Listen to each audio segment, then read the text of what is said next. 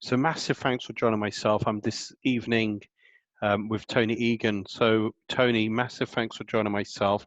Look, we're talking about commercial deals, which I'm passionate about. Obviously, I'm co-hosting the Commercial Property Summit in March, and I'm really delighted to introduce Tony Egan, who's recently processed his first commercial deal. Tony, you're not new to property though, are you? You've been in property for the last 2 decades, the best part of. Yeah, hi Brendan. I've been a residential landlord for just over 20 years now. I've done a few joint ventures. We're working with, we've lent money to a couple of crowd funds and directly to a developer, but decided it was time for a change. Commercial Tony, seemed to. sorry to interrupt. For the listeners out there, they're probably thinking, what was your strategy? Was it just traditionally single let, multi-let, Single. single let? Yeah, very traditional buy-to-let, single-let landlord. Yeah, nothing too fancy. And you said you've moved recently into the commercial space. So do you want to just elaborate on that a little bit more? Yeah, sure.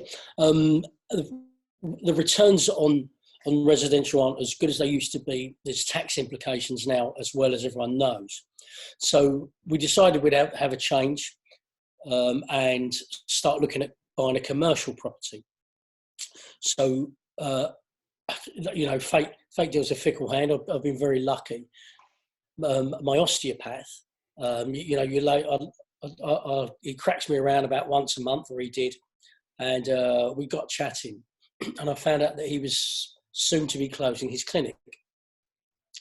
So we discussed further, and over a period of a lot of years, we've discussed many things over 1 hour every 4 weeks, and you get to know each other well. So I discovered that his property had been on the market for a couple of years with a commercial agent, and it wasn't shifting for rent or for sale. So I opened up a conversation with him, and we got ourselves around the table where we could discuss it further to see if there was anything that would be attractive to me that I could offer and attractive to him.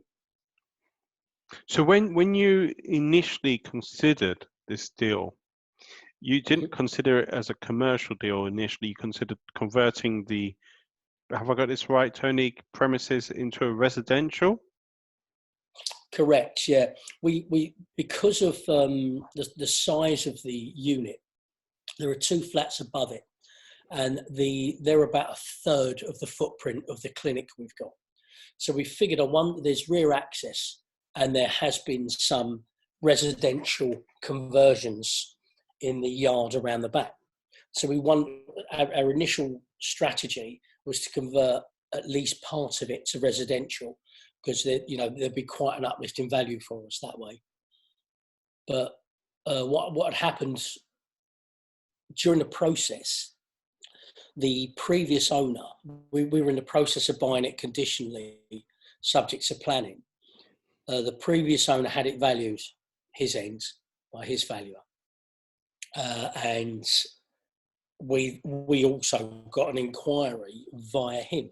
So a chiropractor approached the previous owner, who was an osteopath, and the osteopath put us in contact. And from there on, negotiations started with the chiropractor on basically, there were many meetings, and what I found is just finding out what people want and being communicative and being there, being ready and available to discuss further has really helped get this deal over the line. So in terms of moving from a residential to commercial, what's been the biggest challenge, Tony? I don't know. It hasn't necessarily been major challenging because we've had the right people on our side. So the surveyor, we had a RIC survey on the building, and that allowed us to. Sorry, Tony. So you had a RIC surveyor in terms of the actual building, or in terms of what it's worth as a commercial? In terms of the actual building, I mean, should I start on the valuation? It was, we had a price in mind that we wanted to pay. We were happy to pay. But the vendor came back to us and said, look, I've had a valuation from my surveyor, and it was valued on what they considered was 10 years rent. So 10 times the annual rent. And that's how they came up with the valuation. So, and that was less than 75% of the price we were prepared to pay. So that worked well for us. We got the tenant in, and I suppose by the same valuations, if we multiply that in year one, we've doubled the value of the property if those are the rules to play by 10 times 1 year's rent. Go on, so Tony. Oh, sorry, yeah. Well, what we did, we also discussed with the chiropractor many different. We had a figure in mind. He had a figure in mind, and so to balance it out, we've got the rent goes up incrementally per annum. So we're on a 5-year contract. There's a break clause at 3 years. Year one, the rent it's a set amount. Then year two, it goes up. 20% is added. Then year three, it goes up another 20% of that, or it works at $6,000 anyway. And then years 4 and 5, there's a rent rise again. So it goes incrementally, and that's all written into our contract. So in terms of this commercial deal, Tony, and I know it's quite a hard question to ask or answer, could you have done this deal without being a residential investor, residential landlord beforehand? Do you think you really gain benefit from being a residential landlord, and it would be difficult for you to go straight into commercial deal without that apprenticeship as such? Being a residential landlord has helped, because you understand that the monies, you understand about maintenance, how the game works, if you like. Well, when you say the game works, Tony, in what respect? The money, the financing of it, how to work out whether it's a deal worth doing or not, getting tenancies, ASTs in orders on a residential. Obviously that changes on a commercial, but I've learned an awful lot from networking over the years, going to property events. I've been on a few courses, and more recently at your event, Ranjan Bhattacharya spoke. I think would it have been 2018, Brendan? I can't remember the year, because he's spoken a number of times. In terms of finance, Tony, you worked with the same lender or same broker, I should say, as you have done for residential investing, or different broker? No, I got approached by someone who was a client of mine. As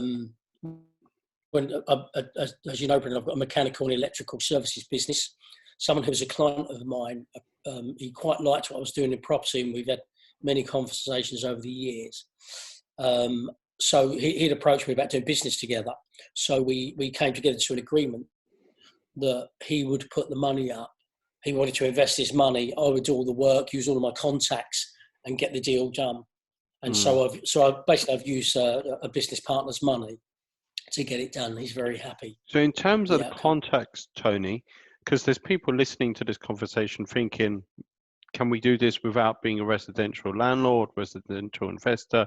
Can we fast track? Who was the most important contact you have? There's just so many. Including, so let's just elaborate a little bit. Well, funny enough, some of them, not necessarily contacts, but people who have given good advice or have given good talks. So again, I'm going to give Ranjan Bhattacharya a shout out here, because he's a very articulate man, and he can articulate in layman's terms as well, which is a mark of intelligence in my book.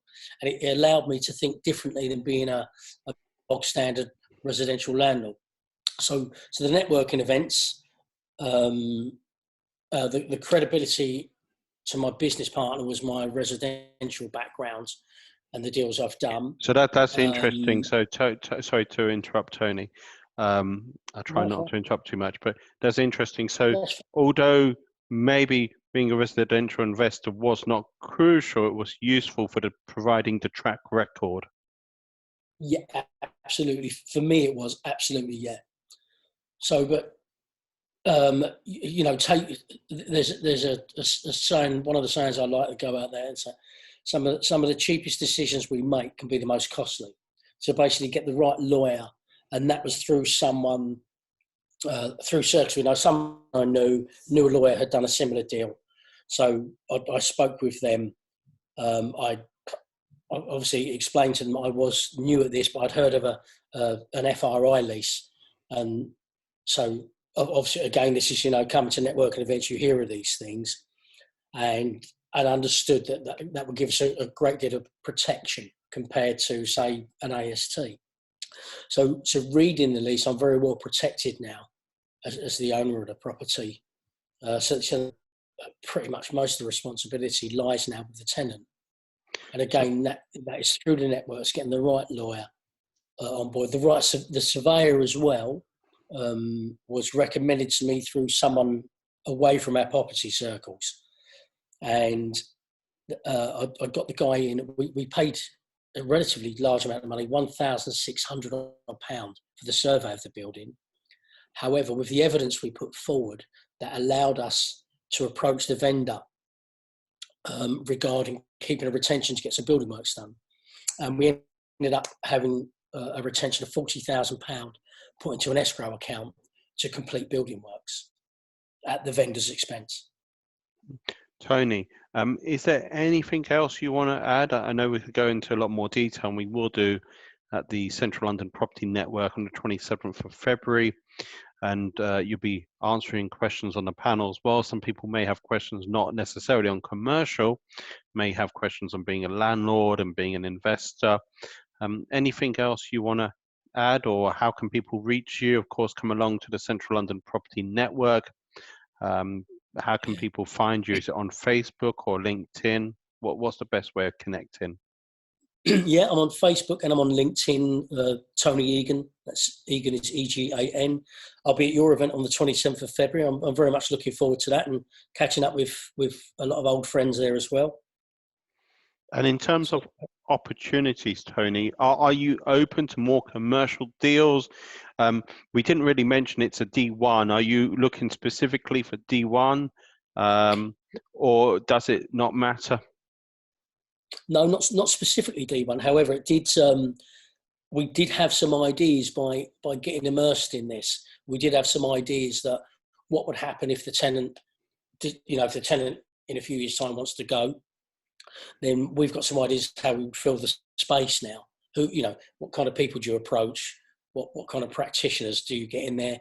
Could we have multiple disciplines in there as well?